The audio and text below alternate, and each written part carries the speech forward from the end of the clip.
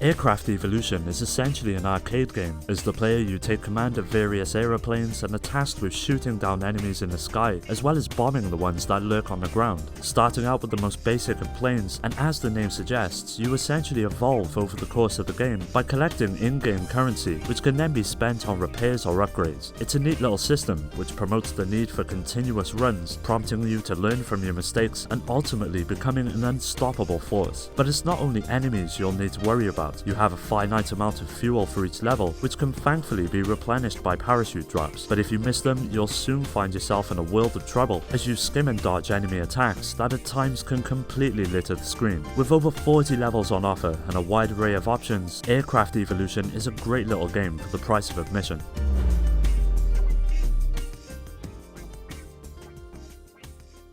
Warborn is a turn-based strategy game that shares much in common with the likes of Advance Wars. It's set far into the future where gigantic Gundam-like mechs have become the norm and sees the player assuming the role of a commander with several units at their disposal. As you would imagine, these units all possess their own unique abilities and attributes, from powerful hand-to-hand machines to ranged artillery that can strike from a distance. There are plenty of options to hand when it comes to taking on the enemy. Now, all of the action takes place on a grid system that is made up of hexagons. Depending on the mission objective, you'll find yourself capturing specific buildings or just simply wiping the map clean in order to progress. A pretty healthy campaign mode is included, as well as a map editor and skirmish mode, which help pad out the overall replay value of the experience. What truly steals the show though has to be the visuals. Each character, unit and location is brought to life with simple yet vibrant and clean designs that really help the game shine. If you're a fan of the genre and have exhausted the other offerings on the system, Warborn would be a great option when looking for your next game to play.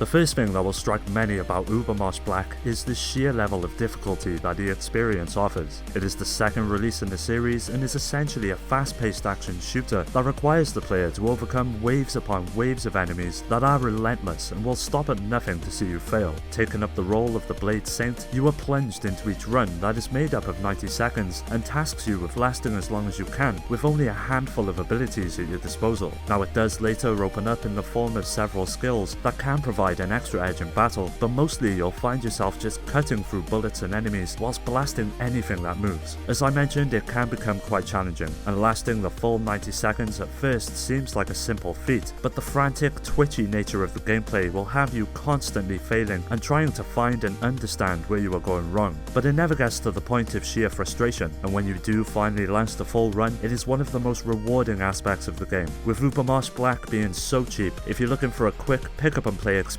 on the Switch, it more than fits the bill.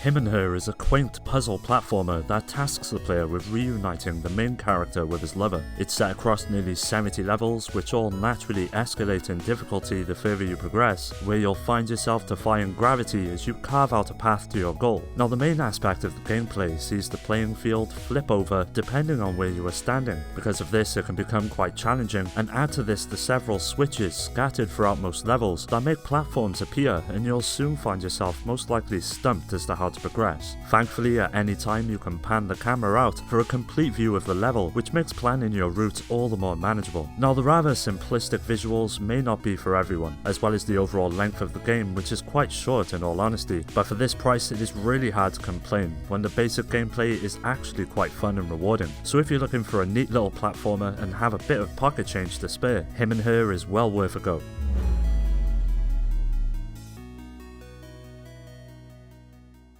Clan N is essentially a beat-em-up that manages to marry the classical arcade gameplay of old with several design ideas of modern games. The adventure takes place from an isometric point of view and is set across 7 oriental-themed levels that each present their own sets of challenges and enemies to overcome. With 4 characters to choose from, each with their own distinct weapons and special moves, trying out each to find which ones suit your playstyle best is key to progress. What makes things interesting though is the leveling up system. By collecting blue gems that are dropped by enemies, enemies, it is possible to upgrade the several stats that each character possesses. You have strength, speed, endurance, charge and special, which all naturally make your character a formidable force the further you invest in each. Complementing all of this is the way the game can be played with a group of friends. Although it can be quite enjoyable on your own, playing the game in a group is the real way to experience it.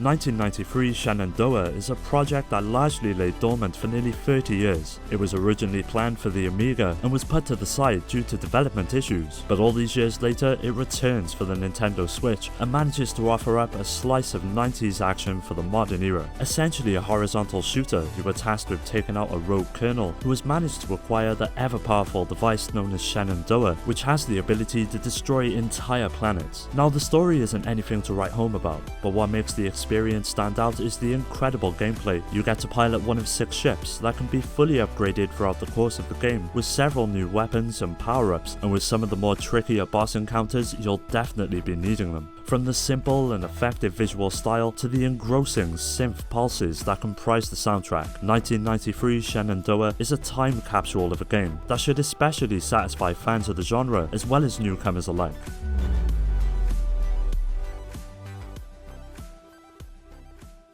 Hand of Fate 2 is a rather unique game that manages to meld Dungeons and Dragons-like mechanics with an impressive action combat system that really makes the experience stand out. Now there's not that much in the way of narrative, but it does serve the gameplay well, and this is where Hand of Fate 2 truly excels. It all starts out with the player creating their own character, from which they are presented with a series of challenges. How each challenge plays out is determined by the cards dealt out from the deck, which sends you through an unpredictable journey full of battles and tough choices. Getting into combat is both the best but at the same time difficult aspect of the game, as the enemies you'll be encountering are usually determined by the cards in play. You might get lucky and encounter a group of brainless enemies, or hit rock bottom and be presented with adversaries that possess rifles and swords. You have basic attacks, counters and abilities that level the playing field, although a bit more diversity would have been welcome. Hand of Fate 2 is unlike anything I've ever played. The two gameplay styles that manage to come together truly create something special.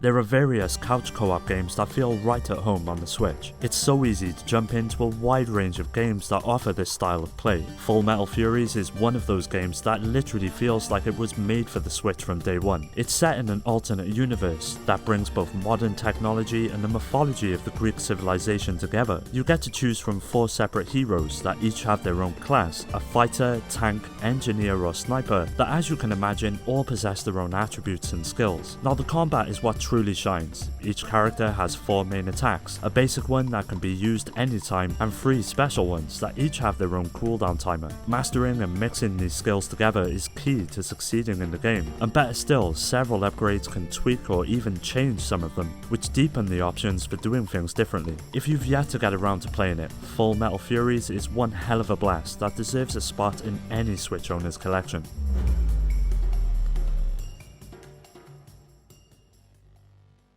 Skyrogue is a procedurally generated flight sim with a distinct arcade flavour that sees a huge focus upon upgrades and customization, which manages to afford the experience an incredible amount of personal expression. With a huge selection of both planes and weapons, there is a lot on offer when it comes to gameplay and how you approach each mission, from massive bombers that deal out devastating damage while sacrificing mobility, to nimble fighter jets that are best suited for the tense dogfights that comprise the game. Visually, it all harkens back to the 32-bit era, presenting the on-screen action for the use of basic polygons and minimal textures, which results in a very distinct style that the game can call its own. It really adds to the overall playful and accessible nature of the game, so if you're looking for a slice of aerial combat, Skyrogue is the perfect game to pick up.